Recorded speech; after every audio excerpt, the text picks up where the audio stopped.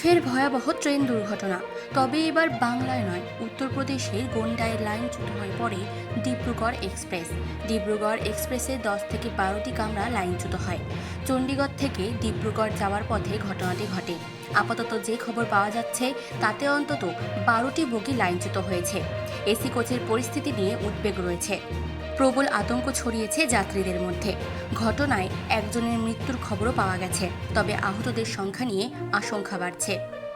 প্রাথমিকভাবে জানা যাচ্ছে, বৃহস্পতিবারের দুপুরে একটা আচমকা বিকট শব্দ শুনতে পান যাত্রীরা। তারপরেই ঘটে ঘটনাটি। বেলাইন হয়ে পড়ে একের পর এক কামরা। একাধিক কামরা লাইনচ্যুত হয়ে যায়। ঘটনাস্থলে যে ছবি আসতে শুরু করেছে তা ভয়াবহ। একাধিক প্রাণহানিরও আশঙ্কা রয়েছে।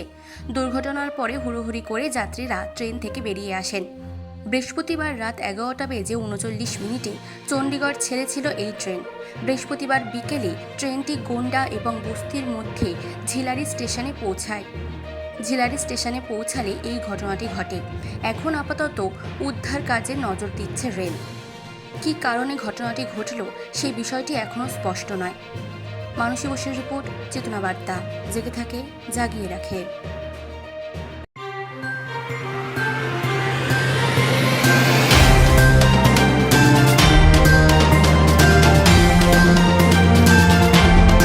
চেতনা বার্তা, জেগে থাকে, জাগিয়ে রাখে।